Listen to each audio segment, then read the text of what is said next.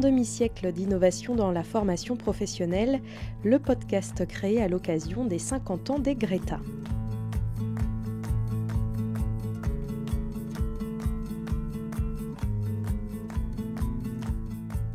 Depuis 1974, le réseau des Greta CFA a accompagné et formé 4 générations d'adultes dans de nombreux domaines d'activité partout en France.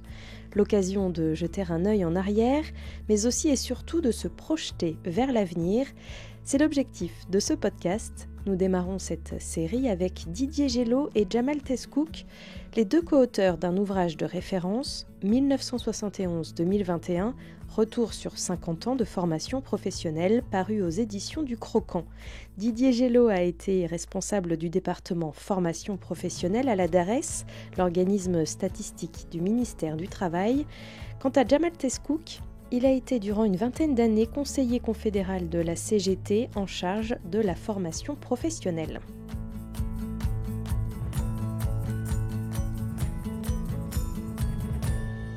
On dit souvent de la loi du 16 juillet 1971, dite Delors, qu'elle est l'acte fondateur de la formation professionnelle en France. Quelles en étaient alors les ambitions ? Comment les réformes successives l'ont ensuite fait évoluer ? C'est ce que nous allons tenter de comprendre dans ce premier épisode. Pour comprendre l'ambition de la formation professionnelle en France et la loi 71 en particulier, il faut certainement évidemment se remettre dans le contexte de l'époque. 71, c'est quelques années après mai 68, donc après un mouvement social tout à fait important qui a donné lieu lui-même à des modifications législatives importantes, la création du SMIC, les 40 heures, l'apparition du droit syndical. C'est disons un cadre général qu'il faut avoir en tête pour essayer de comprendre comment évolue la formation professionnelle, dont on dit dans le livre aussi qu'on ne peut pas la comprendre si on ne s'intéresse qu'à la formation professionnelle. Il faut avoir en tête toutes les évolutions économiques, sociales et politiques aussi, évidemment, pour comprendre quelles ont été ensuite les évolutions de la formation. Oui, pour aller tout à fait dans le sens de ce que tu viens de dire, c'est insister sur le fait que 71, on est quand même dans une phase de croissance économique, beaucoup de possibilités d'emploi pour les gens et donc de besoin de qualification, ce qui explique en partie cette volonté de donner plus de dynamisme à la formation professionnelle à travers les mesures de la loi de 71. On était encore dans une certaine idée de l'économie qui était encore centrée sur l'économie nationale. Ce qui n'a pas été le cas plusieurs années après avec le développement de ce qu'on a appelé la mondialisation et la financiarisation de l'économie. Voilà. Comme le vient de dire Jamal, puisque l'idée c'est quelle est l'ambition de la loi 71, pour nous cette ambition, on n'est pas les seuls à le dire, hein, bien évidemment, c'est elle est double. C'est à la fois une ambition d'une formation professionnelle qui permette de répondre aux besoins du développement économique, qui effectivement à l'époque était important. Hein. On n'était pas encore 74, c'est la crise, donc on était encore dans les 30 glorieuses. Hein. Mais ce qui caractérise la loi 71, c'est également une visée émancipatrice, la promotion sociale pour les salariés, l'accès à la culture et à la qualification. C'est cette double ambition qui constitue ce compromis qui a été passé entre organisations syndicales et organisations patronales. Et ce qu'on voit ensuite, et en tout cas c'est comme ça qu'on analyse les évolutions, c'est que c'est cette double ambition qui va être largement contestée par la suite, en particulier par le patronat, qui va chercher à rogner le plus possible cette seconde visée émancipatrice pour rester sur une conception essentiellement adéquationniste, c'est le terme qu'on utilise souvent, c'est-à-dire la formation comme outil pour répondre aux besoins immédiats de l'employeur et des entreprises sans penser à développer cette dimension plus émancipatrice. Et si on veut maintenant être encore un petit peu plus concret, eh bien, d'abord, c'est important, puisque c'est la première fois que la loi va fixer une obligation de financement de la formation professionnelle par les employeurs. Il était prévu initialement que la participation des employeurs à la formation professionnelle devait atteindre 2% de la masse salariale. Et on voit qu'après 50 ans de recul, les 2% n'ont jamais été atteints, si on peut dire. Donc on voit bien que, au départ, cette ambition forte, elle n'a pas été suivie ensuite de mesures plus concrètes.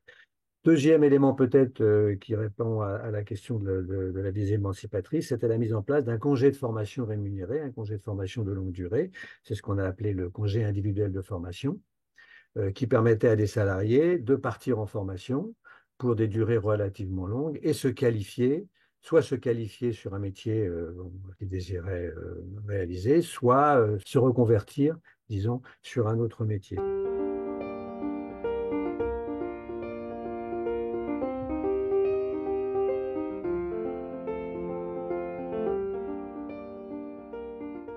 Après ce nécessaire retour aux origines, nous avançons avec Didier Gelot et Jamal Tezkouk au gré des réformes successives de la formation professionnelle qui ont marqué ces 50 dernières années.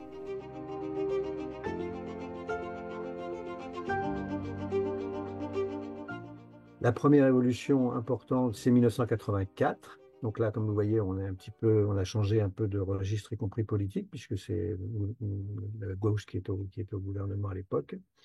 La loi fixe l'obligation pour les employeurs de financer l'alternance.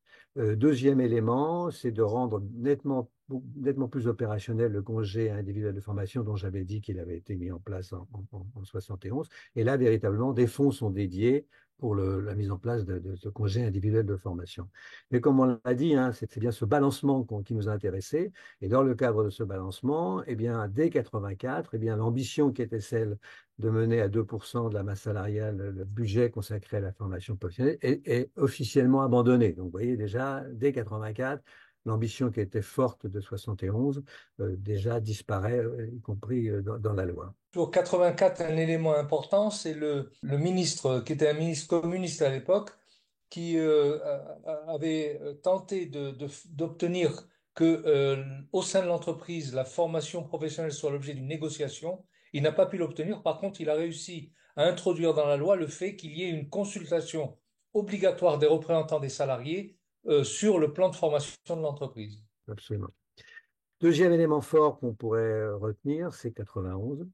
Pourquoi on a retenu 91 comme étant une date marquante? Parce que c'est à ce moment-là, disons, qu'on peut considérer qu'apparaît de manière forte la notion de compétence.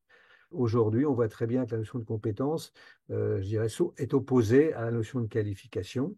C'est-à-dire qu'aujourd'hui, on ne cherche pas à développer des qualifications, mais on cherche à développer des compétences. Et évidemment, ce n'est pas la même chose si on sait que les qualifications, elles sont mises en place dans le cadre des grilles salariales, par exemple. À telle qualification correspond telle grille salariale, ce qui n'est absolument pas le cas des compétences, qui est un élément beaucoup plus flou, qui ne permet pas évidemment aux salariés ensuite de se positionner dans une grille salariale et dans une évolution professionnelle. Donc pour nous, c'est un élément important que l'apparition de cette notion de compétence qui ensuite sera très très largement développée par les différentes lois postérieures.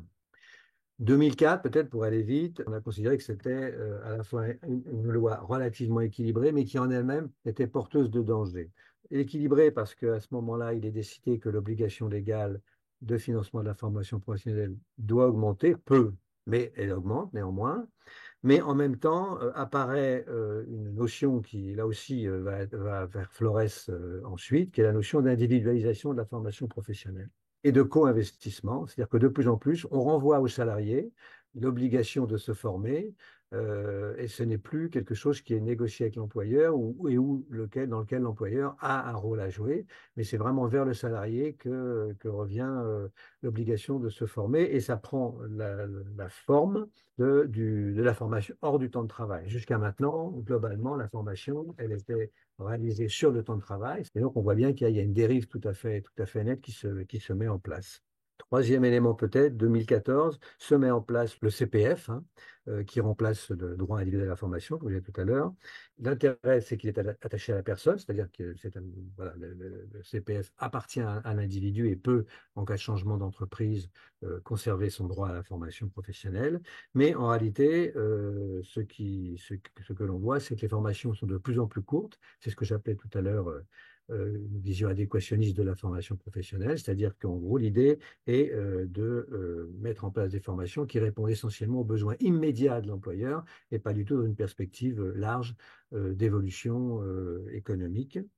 Et en plus, 2014, c'est important, c'est la suppression de l'obligation, une partie de l'obligation légale de la formation. Donc, on revient sur l'idée que l'employeur doit être celui qui finance la formation professionnelle.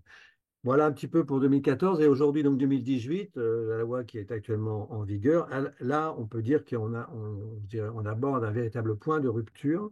C'est vraiment l'aboutissement de la logique d'individualisation qui était apparue auparavant, par le fait que le CPF est monétisé, c'est-à-dire qu'auparavant, on avait droit à un certain nombre d'heures de formation. Aujourd'hui, on a droit à le financement de la formation professionnelle, c'est-à-dire 5 000 euros ou 8 000 euros selon les individus. Et surtout, est introduit la désintermédiation, c'est-à-dire que les personnes peuvent directement choisir leur formation. Alors, c'était ça l'idée, la liberté de choisir son avenir professionnel, c'était l'intitulé de la loi. Nous l'analysons de manière relativement différente, hein.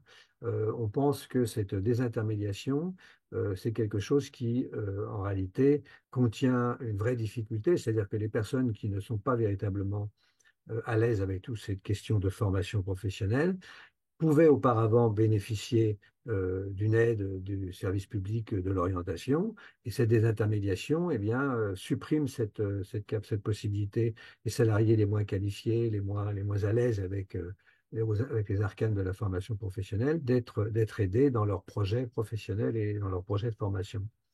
Alors, c'est d'ailleurs tellement vrai que le gouvernement aujourd'hui, dernièrement, là, est obligé un petit peu de revenir là-dessus, parce qu'il s'est bien rendu compte que là, il y a véritablement quelque chose qui ne fonctionnait pas. Mais c'est quand même le cœur de la loi, c'est bien la désintermédiation de la formation professionnelle. Et peut-être aussi dire que cette dernière période, hein, ouverte par 2018, c'est véritablement celle de la reprise en main de la formation professionnelle par l'État, qui aujourd'hui fixe les cadres des négociations. C'est vrai, par exemple, aujourd'hui sur la négociation sur les seniors, hein, dont on parle beaucoup en ce moment. Et c'est quelque part une mise à mal de ce qui a été traditionnellement la caractéristique de la formation professionnelle en France, à savoir d'abord une négociation entre les salariés et les employeurs, pour ensuite une reprise dans le cadre de la loi.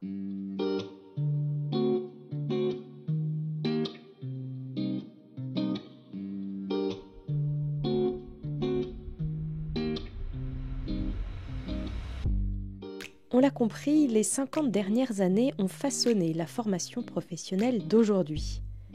Et maintenant, pour conclure cet épisode, Didier Gelot dessine les contours des principaux enjeux pour les années à venir. Les enjeux, c'est d'essayer finalement de sortir de cette logique adéquationniste de la formation professionnelle. Ça veut dire en particulier revenir sur une obligation de financement par les employeurs qui soit à la hauteur justement de ses besoins, et abandonner l'idée d'un droit à la formation qui soit totalement désintermédié et où le salarié serait éventuellement amené à financer sa propre formation professionnelle, qui ne peut qu'accentuer les inégalités d'accès telles que constatées depuis de nombreuses années. D'un point de vue structurel, ce qu'il faudrait obtenir, c'est qu'on ait véritablement un effort exceptionnel de financement de la formation professionnelle, étant donné les enjeux. Un droit à la reconversion, parce que là, on voit bien très concrètement que dans le cadre de la transition écologique, transition énergétique, eh bien, il va y avoir des métiers qui vont être très largement impactés, et que là aussi, on aura un véritable besoin de former les personnes et donc de permettre à certains salariés de se reconvertir sur des nouveaux métiers. Et il faut revenir sur ce qui a été abandonné, à savoir le fait que les salariés puissent avoir un mot à dire dans l'entreprise sur les enjeux de la formation professionnelle. Aujourd'hui, y compris avec la réforme Macron et la fusion des instances, aujourd'hui, la formation professionnelle, peut-être encore plus que jamais, n'est plus un enjeu de négociation et ni même de discussion au sein des entreprises.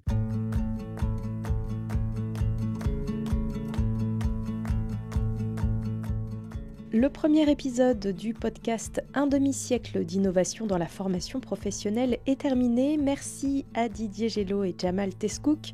Je rappelle le titre de l'ouvrage qu'ils ont écrit en commun, 1971-2021, 50 années de formation professionnelle aux éditions Le Croquant.